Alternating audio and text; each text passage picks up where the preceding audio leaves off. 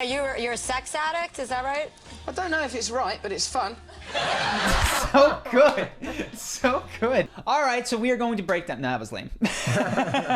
So we're going to be covering one of my favorite charisma icons, Russell Brand. I truly think the guy is one of the sharpest people when it comes to speaking off the cuff, and we're looking at his most savage moments. Some of these I'm sure I've seen, some of them I haven't. We're going to be breaking down what he's doing and reacting, seeing what's going on. You know what we do here. And personally, I am, of course, in spite of appearances, I'm a heterosexual man. Congratulations. And the...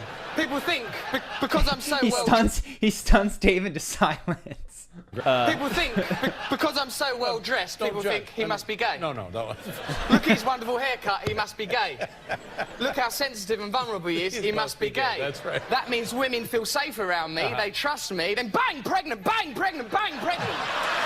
The doubling down, I mean, he is so sharp, but look how many times he doubles down on a joke. They trust me, then bang, pregnant, bang, pregnant, bang, pregnant. Third one is what gets the laugh. It's incredible. So we went down, I've been shark diving, which was kind of amazing, although I had a real close encounter with a shark recently. Little, though, shark? It wasn't, it was about 6 feet, so Did I it wouldn't... eat people? Was it well, that tight? it wasn't, but why are you trying to diminish my story? It's just the type of fish. You went near a fish. Let me tell People you. do that. That's your story. I was near a fish once. That is a fantastic way to playfully tease someone right there. And the reason that it is good is because this is probably not something that she is sensitive about. So if he were teasing her, I don't know, if there was somebody who had just shared some vulnerable story about themselves and you found that that was the moment to make a sarcastic joke, probably not the best time. But she's telling a story about swimming with sharks. This isn't core to her identity. And he makes light of it in this way. This is actually a great way to build camaraderie and get close to people. Now, you're a sex addict, is that right? I don't know if it's right, but it's fun. So good. So good. So this is one thing that he does that I wish I did more often is people, myself included, are so literal in conversation, and he knows what she means. But when you purposely misinterpret what people say just for the purpose of having fun, that creates such a more engaging and interesting conversation. So that's what he does right off the bat here. All right, so I said, I've grown one already. I've already got a beard. They said bard. Yeah, that's right. Beard. I said, I've already grown it now. I can't go backwards. No, that's true. I've only got one direction with hair. Yeah. Up, out. Yeah, right. You can't retract it. You can't persuade hair to go, I apologise. That's two directions, so up, out, two. Yeah. I didn't mean any offence, sir. I'm sorry for your plight. Excuse me, I'm sorry. And I'm sorry for yours. My thoughts are with you. See, he just keeps talking. Yeah, he just keeps going till something good happens. Exactly. He is so comfortable not getting a reaction. Well, he probably, because he wants the reaction so badly that he'll just continue to plow forward. But that is, I feel like a lot of people trail off when the initial joke doesn't take hold, and he doesn't. I like sex a lot. What I want to know is what's the difference between somebody who's really likes sex and who's a sex addict? Like, did you go to a treatment center for that? Yes, I did, as a matter of fact. But the distinction, I think, Chelsea, with any compulsive or addictive... So I watched this interview a long time ago, and it has a bit of a hostile undertone to it. So it's interesting to see, and I presume that it's deteriorated by the point that they're here, because I look at him, he is... And who's a sex addict? Like, right did you go to... here, sitting back in his chair, picking at his clothes, not looking at her, and actually reminds me of the MSNBC interview that he did, where after it, he's very focused on people at the beginning, but as it sort of devolves and it becomes clear that they're kind of messing with him, he starts spinning in his chair, looking around, not paying full attention, which is actually a good thing. So I don't remember this interview exactly. I believe that's what's happening. And if you sense someone is being passive-aggressive to you, this is a fantastic first move, which is not to be rude or unkind necessarily back. It's just to not give them your full attention as you sense that they're continuing to be passive-aggressive. And what this does is it subtly encourages them to move back towards more honest, authentic questions, which you can then engage with the fullness of your attention. From the look at a quick glance at your audience would reveal to me that it's full of very promiscuous people. They will therefore know... It's just the right audience to do this with. This is perfect. And that got fired, I think, from MTV.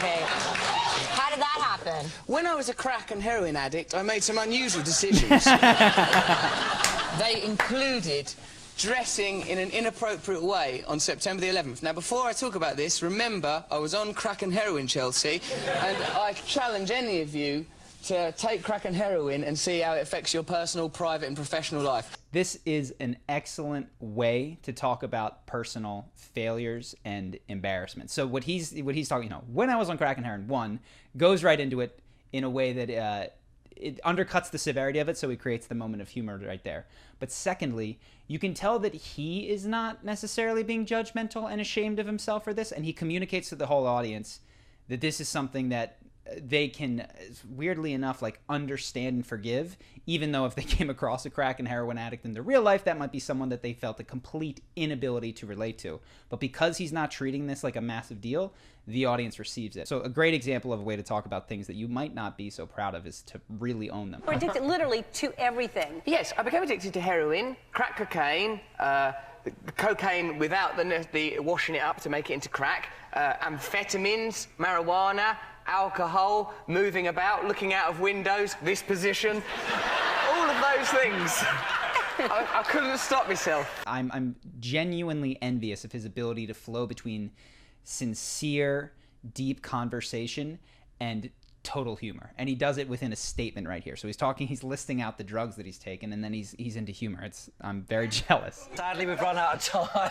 We haven't run out of time, Tim. Time continues. This is genuinely, and he just shows a couple of examples. Purposeful misinterpretation of what someone literally says and just commenting on it. As silly as it sounds, when you reduce it to that, it sounds like this grade school type of humor. Instead of understanding the subtext behind what someone says, comment on it as if they'd meant it literally. You might be surprised for the chances to make people laugh. Look at it. It's just everywhere. We don't even know what it is, do we? Let's be honest.